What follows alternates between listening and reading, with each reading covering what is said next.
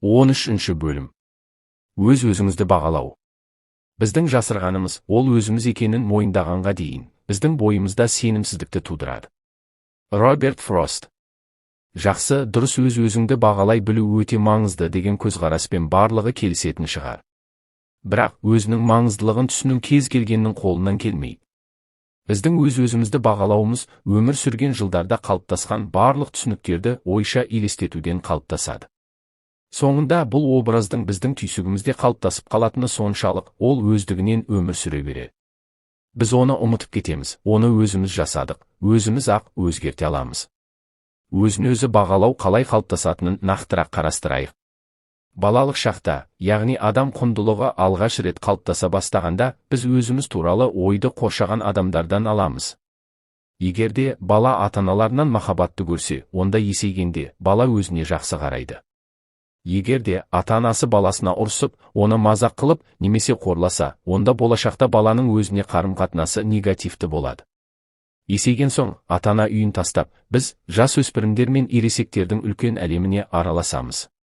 Сансыз жаңа білімдер өз ізін қалдырады.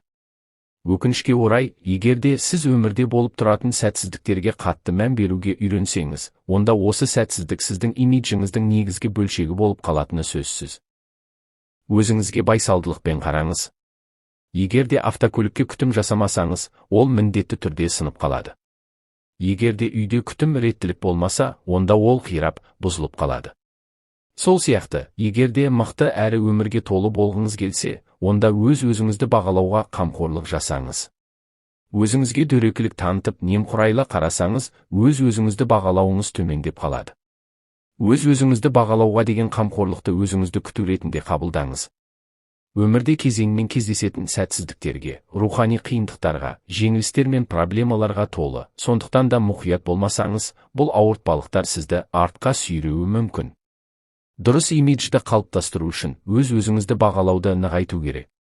Бұған санаңызды оң, сізге серпін беретін, өзіңіз туралы рухани гүлденуді қалыптастыратын ойларға бағыттағанда ғана қол жеткізуге болады.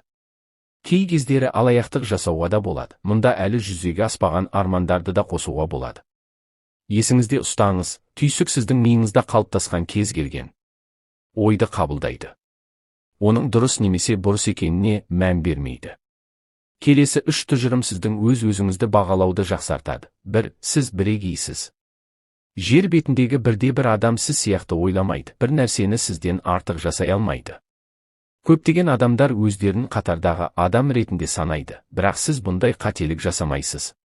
Өзіңіздің бірегейлігіңізді дәлелдейтін фактілерді іздеуге де тырыспаңыз, осылай ойлап, тиісінше іс-әрекет жасаңыз. Жер бетінде өмір сүріп жатқаныңызға қуаныңыз. Өзіңіздің осындай жақсы қасиеттерге ие екеніңізге қуаныңыз. Өзіңізге лайықты ар-ожданды ұстаныңыз. Өзіңізге пайдалы жақты ұстаныңыз. 2. Сіз қалағаныңызды жүзеге асыра аласыз. Біз өмір шексіз мүмкіндіктер мен нұсқаларды беретінін ұмытып кетеміз. Көп жағдайда күнделікті тіршілікпен өмір сүріп, ынта мен күш-жігер арқылы көп нәрсеге жетуге болатынын ұмытып кетеміз. Сіз кез келген елге саяхат жасай аласыз, шет тілдерін игере аласыз, өз ісіңізді бастай аласыз, музыкалық аспаптарда ойнауды үйрене аласыз, кез келген клубтың мүшесі бола аласыз, қолөнерді үйрене аласыз, жаңа мамандықты игере аласыз, карьераңызды өзгерте аласыз, ғылыми зерттеу жұмысын бастай аласыз, барлығын ойлай аласыз. Тиісті көңіл күйде нені жасай алмайсыз? Сіздің миыңызда жақсы компьютердегідей барлық нұсқаларды көрсететін кең бағдарламалар жазылып қойылған.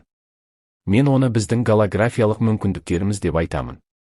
Қызанақ дәнегінен қызанақ қана өсіп шығады. Олардың міндеті шынайы өмір сүру. Бірақ сіз шексіз әлеуетке иесіз. Қандай дәнекті таңдасаңыз да, ол сізде өсіп шығады. 3. Сіз өзіңізге шексіз билік ете аласыз. Күн сайын шексіз билікке, шексіз мүмкіндікке ие болып оянасыз. Бұл жерде сіздің өзіндік ойлау образыңызды таңдау туралы айтылып тұр. Ешкім де сізге қалай немесе нені ойлау керегі туралы бұйырмайды. Тек қана сіз осы билікпен не істейтініңізді айқындайсыз. Өміріңіздің кез келген саласын құруға, немесе тұрақтандыру өзіңіздің қолыңызда. Өзіңізді жақсы көріңіз. Өзіңізді жақсы көру маңызды рөл атқарады.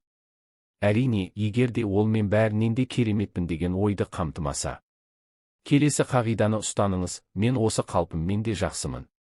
Сізге басқа біреу болудың қажеті жоқ екенін түсініңіз. Өзіңізді осы қалпыңызбен қабылдасаңыз, сіз өте жеңіл өзгере аласыз. Бұл парадокс. Әрине, ұзақ уақыт бойғы сенімсіздік пен антипатиядан кейін өзіңізді жақсы көру қиынға соғады. Алға қадам басуда көмек беріп, өзіңізді қолдау сезімі өте терең бір жерде жатыр. Еңсеңізді түсіруді қойыңыз. Басқа адам ретінде көрудің қажеті жоқ.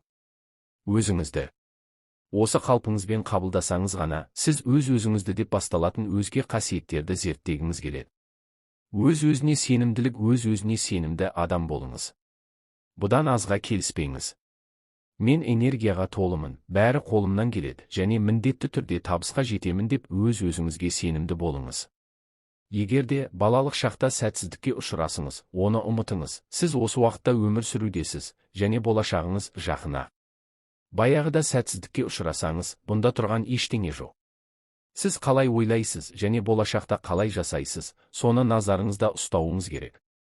Өзіңізге және өзіңіздің күшіңізге сеніп, сіз өмірдің кез келген қиындықтарына қарсы тұра аласыз. Өзіңіз өзгеріп, айналаңыз қалай өзгергенін байқайсыз. Демек, бәрі сіздің қолыңызда.